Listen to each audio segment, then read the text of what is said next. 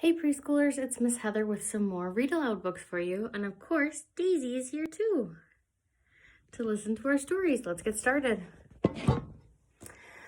First, we have Spring for Sophie. Oh, look at this. Does that look like spring? Not quite yet. Who knows what's happening with our weather either. When will spring be here? Sophie asked her mom. Spring comes slowly, her mom told her. How will I know when spring is coming? The first way to tell spring is coming is to listen for it. When you hear the birds start to sing their songs to each other, that's when you know spring is coming. That's what spring sounds like.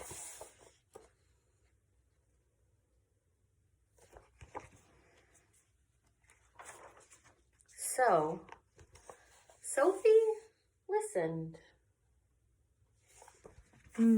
Boys and girls, what are you hearing outside? She listened in the mornings when she played with her sister in the snow. And she listened in the evenings when she helped her dad collect wood for the fire.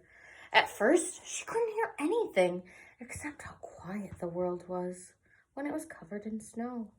But one day as she walked with her mom to get the mail, she heard the first chirps.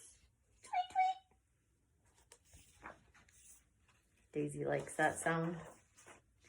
Every day she learned more and more. First chickadees, then the mourning doves, and the robins.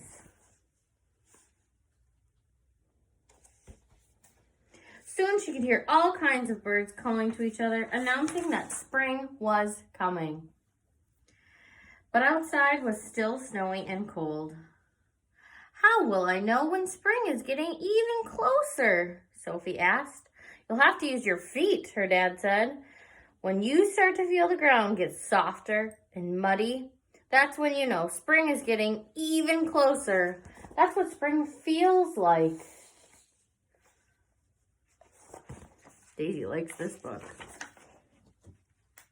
When she walked in the woods with her dad, the ground was still slippery and hard, and she had to hold her dad's hand.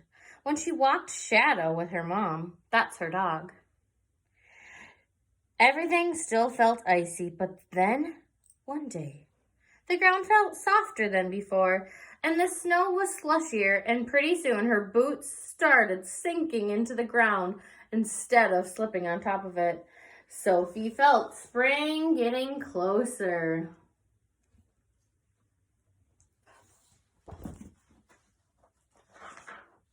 Daisy, can you sit down? Sit. Good girl. Lay down. Thank you. But it's still not spring, Sophie said, and she sighed when she had to put on her hat and gloves to go outside. How will I know when spring is really here? Well, Sophie, you'll have to use your eyes and nose to tell if spring is here, her mom said. You'll have to watch and wait until you see the snow start to melt. You'll have to wait until the air begins to smell like earth and rain. That's when you'll know spring is here. That's what spring looks and smells like. It's raining here right now. So Sophie watched.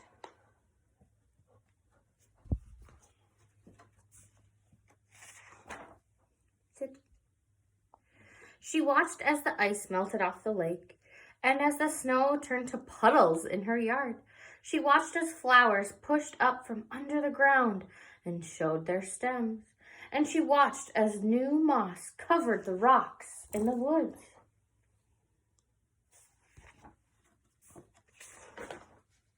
She saw the world turn from white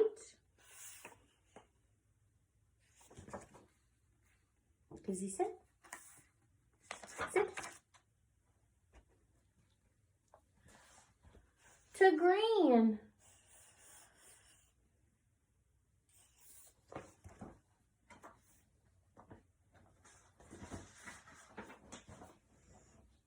And then one day after the snow had melted, Sophie smelled the air.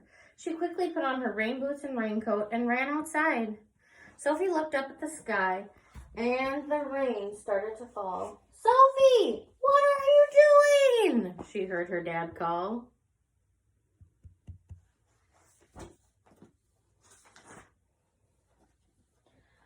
Sophie stuck out her tongue to catch the raindrops, kind of like we catch snowflakes. "Now I know spring is here," she called, "because this is what spring tastes like." And that, my friends, is the end.